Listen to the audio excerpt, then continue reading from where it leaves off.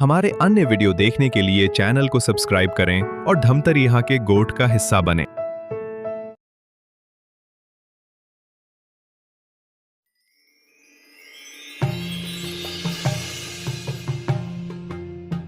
एक ठन सुघर कर्मचारी मन के गांव जेकर बीच माँ बड़ पीपड़ के छाँव, ऊपर से नीचे बगरे है हरियाली, पावन धरा जेपरा जेकर नाव। विद्या ददाति विनयम इस श्लोक को सार्थक करता हुआ दिखाई देता एक छोटा सा ग्राम जेपरा, जहाँ की कुल आबादी 3,500 है, जिसमें से 200 से अधिक लोग सरकारी पद पर शोभित है, जिसमें भृत्य से लेकर डिप्टी कलेक्टर, लेखा अधिकारी, सिविल जज के पद पर शोभित है। शिक्षा की अद्भुत एक अलग जगाता हुआ यह ग्राम अपने आप में एक नई मिसाल पेश कर रहा है। देखिए इस पर धमतरिया के गोठ की एक स्पेशल कवरेज।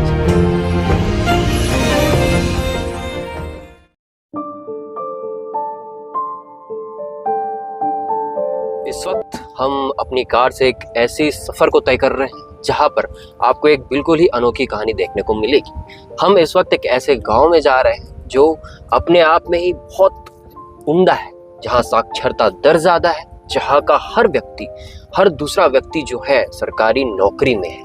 और ये वाकई में आश्चर्य करने वाली बात है, जहां कई गांवों की स्थिति बहुत ही खराब रहती है साक्षरता के मामले में, और वही दूसरी तरफ ये गांव है। और हम आपको ये भी बताना चाहेंगे कि धमतरी जिला से कुछ ही दूरी पर ये गांव स्थित है, और हम अभी उस गांव में पहुंच भी चुके हैं और आगे लोगों से बात करेंगे, लोगों से जानेंगे, लोगों को देखेंगे और जानेंगे कि ऐसी क्या खास बात रही जिसकी वजह से यहाँ हर व्यक्ति सरकारी नौकरी में आज बैठा हुआ है। चलिए धमतरिया के गोठ के साथ इस सुहाने सफर।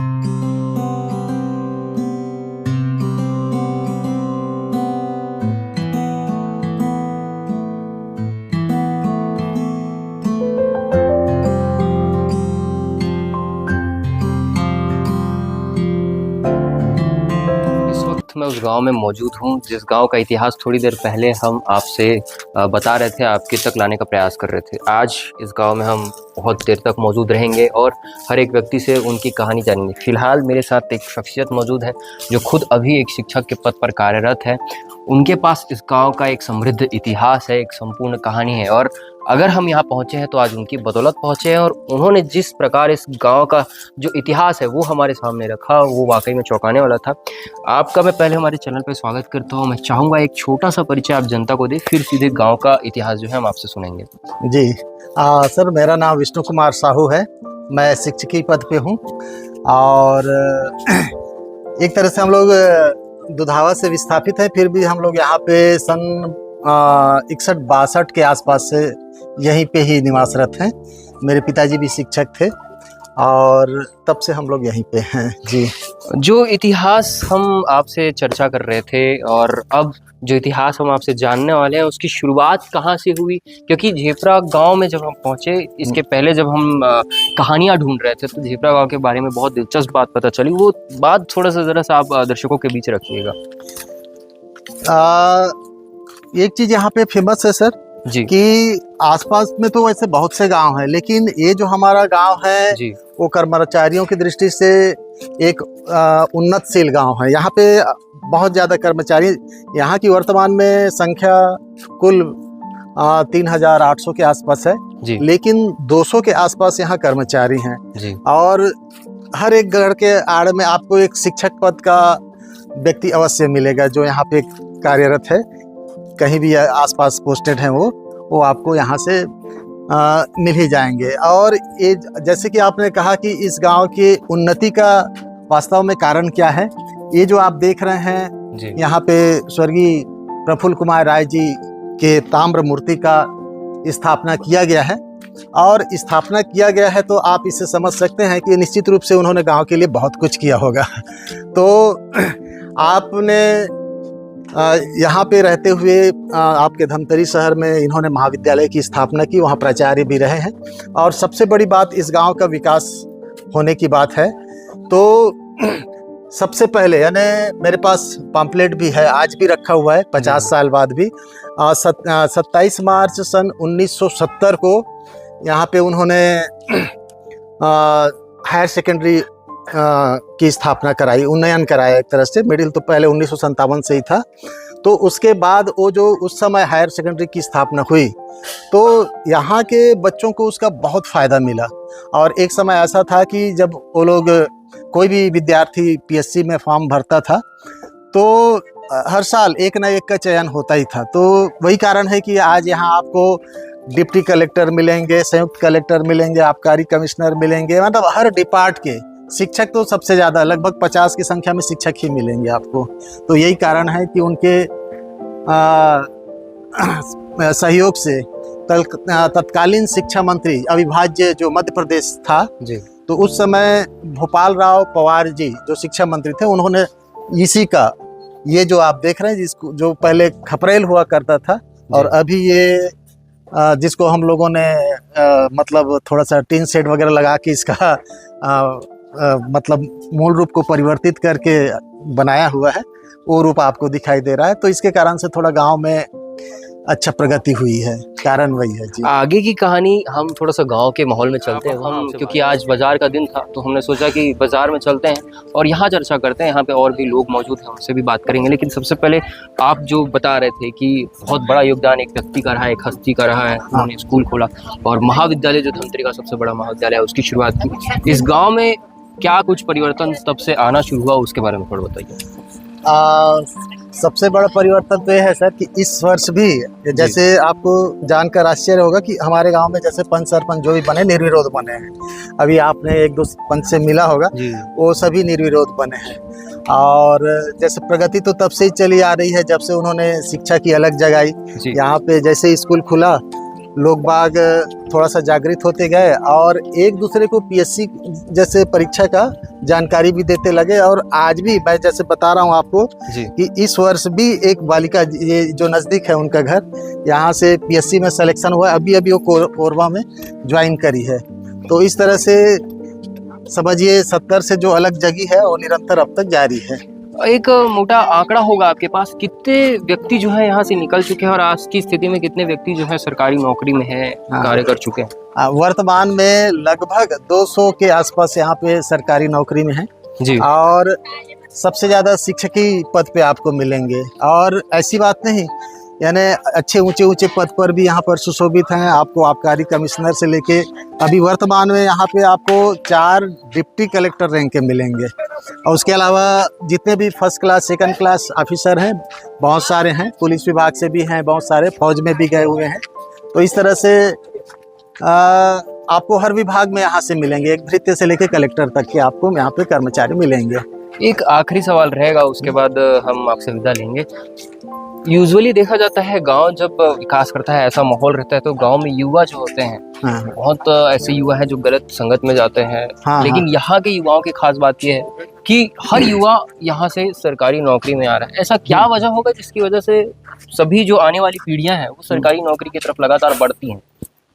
अब क्या है, संगति का असर तो थोड़ा सा हर जगह रहता है, यानी हर जगह 100% आपको सही व्यक्ति नहीं मिल सकता। लेकिन अधिकांश लोग जैसे पहले पीएससी में जिनका सिलेक्शन होता गया, उनको देख करके जो आने वाली पीढ़ी है वो प्रेरित हुए और उसी तरह से ही बड़े बड़े शहरों में जाके उन्होंने कोचिंग लेना शुरू किया और उनकी जो प्रेरणा है इनको मिली और ये भी उसी के अनुरूप प्रगति करने लगे। ये मुख्य बात रही है। आगे यहाँ से हम चर्चा करेंगे उन लोगों से जिनके घर से लोग निकले हुए हैं और पूरी की पूरी पीढ़ी जो है, ऐसे व्यक्ति से भी आपको मिलवाएंगे जिनकी पूरी की पूरी पीढ़ी, पूरा परिवार सरकारी नौकरी में है और उस घर पे भी चले।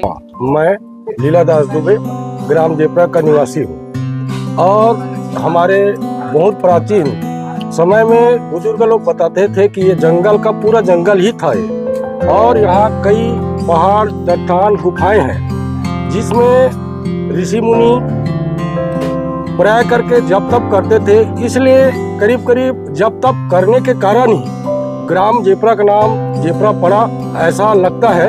यहाँ कई गुफाएं हैं, डोर्रा पहाड़, सुरही पाट, पहींचे, तो इन गुफाओं में वो रहा करते रहे होंगे ऋषि मुनि और जब तब करते रहे होंगे, इसलिए ये गांव का नाम जेपरा पड़ा। हमारे यहाँ का जो पिताजी हैं, फर्स्ट सर्विस उनका नायब तहसीलदार के रूप में हुआ, तहसीलदार दंतेवाड़ा में। उनकी प्राथमिक शाला का जो शिक्षा है ये जेपरा ग्राम से हुआ, जिसमें माध्यमिक सालारा।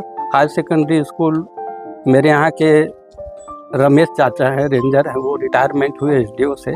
और इनके मंझले भाई, मेरे यहाँ के फादर के मंझले भाई थे लखन रायस, वो 85-86 में रायपुर से क्लर्क रहे। वो उनका जुनून रहा कि मैं पीएससी पास करूं, और पीएससी पास करने पर उनका सेल टैक्स में इनका लगा, फर्स्ट अपॉइंटमेंट हुआ इंदौर में।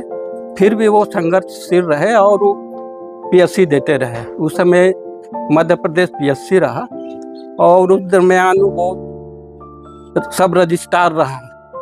सब नंबर के जो चाचा थे, यहीं से किसानी काम करते हुए वो लगभग 75-76 में जगदलपुर में क्लर्क, रोजगार दफ्तर में उनका क्लर्क के रूप में हुआ, और वो भी रिटायरमेंट उसी पद से समाप्त किए। और 4th नंबर के हमारे यहाँ का माइनिंग ऑफिसर से रिटायरमेंट हुए महासमुंद से, और उनका भी जांजगीर में पदस्थ थे, पन्ना में पदस्थ थे।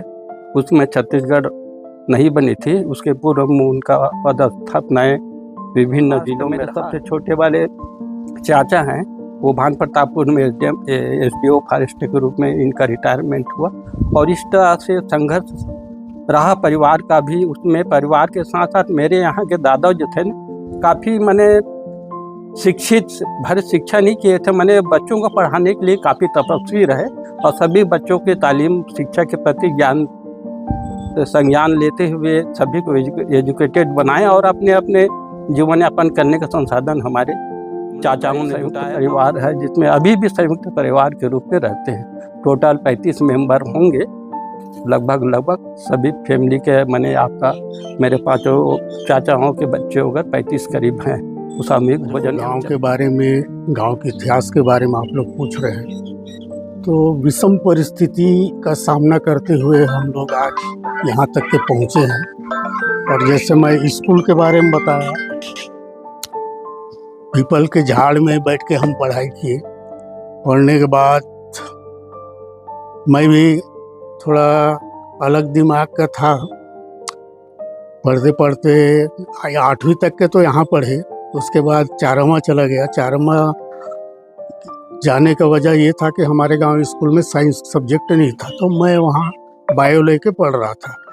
जैसे हम लोग 4वां में एडमिशन लिए, वहाँ साल भर के बाद यहाँ जेपरा में प्रैक्टिकल का पूरा सामान आ गया। तो हम लोग क्या है कि कंडीशन ठीक नहीं था, आर्थिक परिस्थिति कंडीशन, तो गांव छोड़ के हम लोग बाहर में रहते हैं, तो इससे अच्छा कि गांव में ही पढ़ें बोल के दोबारा फिर हम आए यहाँ। दोबारा फिर आए तो जो टीचर आए थे दिल्ली से, हरियाणा से, फिजिक्स केमिस्ट्री के, वो लोग को गांव में कहाँ जमता, 4वां से आते जाते थे। तो लगभग 1-2 महीना पढ़ाए वो लोग। उसके बाद छुट्टी लेके चले गए। छुट्टी लेके गए तो दोबारा वो लोग जेपरा आए ही नहीं। तो ऐसे हो गया कि हम 9th तो 4वां में पढ़ के आए थे, 10th में यहाँ एडमिशन लिए थे, और 9th के लिए टीचर नहीं था। तो हमारे प्रिंसिपल, गांव के प्रिंसिपल थे सुखलाल कड़ोपी जी, तो तुम लोग 9th तो पढ़ लिए हो 1 साल, तो कम से कम फिजिक्स केमिस्ट्री तुमको जो समझ आता है 9th वाला को तुम लोग पढ़ाओ, 10th को तुम खुद पढ़ो। अब तुमको दूसरा सब्जेक्ट तो मैं दे नहीं पाऊँगा, ऐसा बोल के बोला। तो ठीक है, वो इसी पढ़ रहे थे। इसी दरमियान न मैं 10th में था, तो एक टीचर के साथ थोड़ा सा झगड़ा हो गया। झगड़ा होने से यहाँ तक के मारपीट तक के पहुँच गए हम। घर छोड़ के भाग गया, मैं कोंटा चला गया। कोंटा में फिर सुकमा से मैं 84 में 11th किया। उस समय मैट्रिक बोर्ड था, वहाँ से किया। फिर वहीं रहते रहते मैं फॉरेस्ट में कंटिजेंसी में काम किया। 3 साल करने के बाद वहाँ रेगुलर हो गया। वहाँ रेंजर के साथ तू मैं नोक झोंक हो गया, वहाँ भी छोड़ दिया। फिर वहाँ से फिर वेटनरी में गया। वेटनरी में 6 महीना रहा, जगरगुंडा पोस्टिंग। तो वहाँ पुलिस वाले लोग बोले यहाँ कहाँ गाय गौरू के चक्कर में पड़े रहोगे, पुलिस का इंटरव्यू हो रहा है, पुलिस में चल लो। तो वहाँ से निकल गया मैं। 84 में फिर आ गया, पुलिस का इंटरव्यू दिया। फिर पुलिस में भी सिलेक्शन हुआ। तो वहाँ क्या है, खाने पीने का ठिकाना नहीं था, तो मैं ले दे के 1 महीना के सर्विस में 2 दिन मेस में खाया मैं। उसके बाद अपना होटल में खाता था। मैं बोला यहाँ भी जम नहीं रहा है बोल के मैं सीधा बेलेडीला भाग गया। बेलेडीला भाग गया, वहाँ जाके वहाँ रजिस्ट्रेशन करवाया रोजगार कार्यालय में। 2-4 दिन रुकने के बाद फिर गांव में आ गया। तो गांव में आया तो कोई काम ही नहीं था, गांव के राजनीति में हिस्सा लेना है। तो इसी बीच में चुनाव का माहौल आया, तो मेरे को बोले आप भी चुनाव लड़ो। तो 88 में मैं चुनाव लड़ा। हमारा प्रतिद्वंदी हमारे चाचा जी ही थे, उन्हीं के साथ में ज़्यादा टक्कर हुआ। तो लगभग 80-85 वोट से हमारा फैसला हुआ। 2 साल 88 से 90 तक के मैं यहाँ का गांव का जिम्मेदारी संभाला। 90 में फिर मेरा बेलाडीला का वैकेंसी निकला। वहाँ से फिर कॉल लेटर आया, तो मेरा मूड नहीं था जाने का। तो सबके गांव के लोग बोले भाई ये 5 साल का है, अच्छा किया पंचायत में तो 10 साल, लेकिन सबका भला तो नहीं कर पाओगे तुम। नहीं, एक का भला करोगे, एक का बुरा सबको बराबर निर्णय तो नहीं दे पाओगे। इससे अच्छा ये है बाल बच्चे का भविष्य बनाना है तो नौकरी में चले जाओ। तो इंटरव्यू दिया, वहाँ भी सिलेक्शन हो गया। फिर 90 में मैं नौकरी में NMDC में गया। 90 से 2023 तक NMDC में नौकरी किया, कई ठो अवार्ड भी लिया और एक ऐतिहासिक विदाई मेरे को, आज तक के वहाँ जनरल मैनेजर का भी विदाई नहीं किए, उस तौर तरीके से मेरा वहाँ का स्टाफ मेरा विदाई किए। अब आए फिर गांव में, फिर यहाँ भी वही माहौल है। गांव में आने के बाद तो यहाँ हम लोग भिड़े हैं। गांव के जो भी ऊंच नीच तो होता है तो सब मिलजुल के सुलझाने की कोशिश करते हैं। और हर पल हमारा यही प्रयास रहता है कि हम विभिन्न समाज के रहते हुए भी हम आज हमारे में मतभेद नहीं है, भेदभाव नहीं है, ये समाज का है वो समाज का है, ऐसा कुछ नहीं है। अभी लेटेस्ट हमारा दीदी है जिसको निर्विरोध हम लोग सरपंच चुने। सरपंच के साथ साथ 17 वार्ड पंच भी हम निर्विरोध चुने हैं। ये हमारे गांव की एकता को प्रदर्शित कर। आपके उम्र बताओ दादा कितना है? मेरा उम्र 85 वर्ष 40 1940 3 मार्च को जन्म है। 1940 हाँ, आजादी के पहले। हाँ, आजादी के पहले। और यहाँ स्कूल है एक तो, वो स्कूल के बारे में बताओ तो कब बना होगा आपके हिसाब से? मेरे जानकारी में स्कूल तो 3 पीढ़ी के आदमी अपने यहाँ पढ़े हैं। अच्छा। दादी पढ़ा है, दादी माँ, और दादी माँ के माँ भी यही पढ़ी है, और उसके पहले को नहीं जानते, इतना को जानता हूँ। अच्छा, आपके दादी यहाँ पढ़ी है, उनकी भी माँ यही पढ़ी है।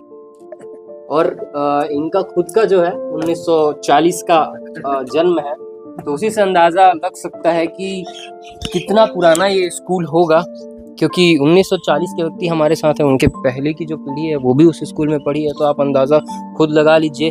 हालांकि ऑन रिकॉर्ड अभी तक इस स्कूल का सही सन तो हम भी नहीं बता सकते, गांव वालों के पास किसी के पास ऑन रिकॉर्ड डेटा नहीं है, लेकिन एक शख्सियत हमारे साथ मौजूद है जिनकी खुद की उम्र 85 साल 83 साल के आसपास है, तो उससे आप अंदाज़ा खुद लगा सकते। सरपंच महोदय, आप अपना परिचय देंगे, पहले आपका नाम बता देंगे। जी, मेरा नाम सोहत गंगा सागर है जी। मैं ग्राम पंचायत जेपरा की सरपंच हूँ। जी, आपके हिसाब से अंदाजन यहाँ की आबादी कितनी है? 4000 के आसपास लोग रहते हैं, और 4000 लोगों में यहाँ पे, क्योंकि आप एक सरपंच के रूप में हैं, क्या क्या कुछ योजनाएं यहाँ पे चल रही हैं, शासन यहाँ पे पहुँच पाती है कि नहीं, ये थोड़ा बताइए। शासन हाँ, यहाँ सब योजना से पहुँच पाते, रोजगार गारंटी भी आते, हर काम आते, शिक्षा। एक सरपंच के तौर पे आप अभी क्या कुछ और देख पा रही है गांव में, और क्या कुछ होना चाहिए आपके हिसाब से? हमारे गांव में एक ठन कॉलेज रह जाती तो अच्छा बनती, जेमे हमारे लड़का मन पढ़ लिख के अच्छा आदमी बनती। हमारा ग्राम जेपरा जो है वाकई में बहुत यहाँ से जाते हैं, सुनते हैं, देखते हैं तो बहुत एजुकेटेड वहाँ से IAS अधिकारी, मतलब बोलना चाहिए वहाँ पर नौकरी जितने भी हैं नौकरियाँ एक से एक नौकरी पे वहाँ पर लगे हैं। तो और बहुत अच्छा गांव है हमारा जेपरा, बहुत पुराना स्कूल वहाँ सबसे पहले शायद वहाँ खुला था, सुनने में आया था। तो वाकई में सब आसपास के लोग पहले वहीं पढ़ने जाते थे और आज सब कहीं ना कहीं अच्छे अच्छे पोस्ट में वहाँ पर विराजमान है। और मैं चाहते आप मांग जो बोल रहे हैं उनकी जनभावनाओं के रूप में, क्योंकि भी क्षेत्र के विधायक हूँ तो निश्चित ही मेरी तरफ से जैसा भी कोशिश हो बिल्कुल मैं उन क्षेत्रवासियों के जो अनुरूप जो है उनकी मांग जो है जरूर पूरा करेंगे और मेरी कोशिश रहेगी। आपने इस पूरे कहानी में इस गांव को देखा, इस गांव की विकास को, इस गांव की कहानी को, ये गांव क्यों इतना ख़ास है उसको जाना। मैं इस वक्त जहां मौजूद हूँ ये कुआं 130 साल पुराना, ये इतिहास है उसका। आपने एक आम का पेड़ देखा होगा, वो इतिहास है। और आपने शुरुआत में एक घर देखा होगा, वो यहाँ के प्रणेता का इतिहास है।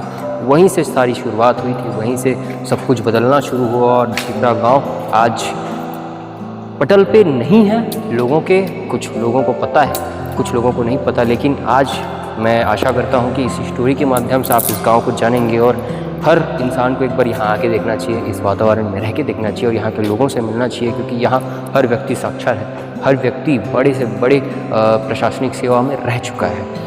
अगर आपको ये स्टोरी पसंद आई है तो हमारे चैनल के साथ जुड़िए, हमारे चैनल को सब्सक्राइब कीजिए और अपने विचार आप कमेंट में भी रख सकते हैं। तब तक के लिए बने रहिए धमतरिया के गोट के साथ।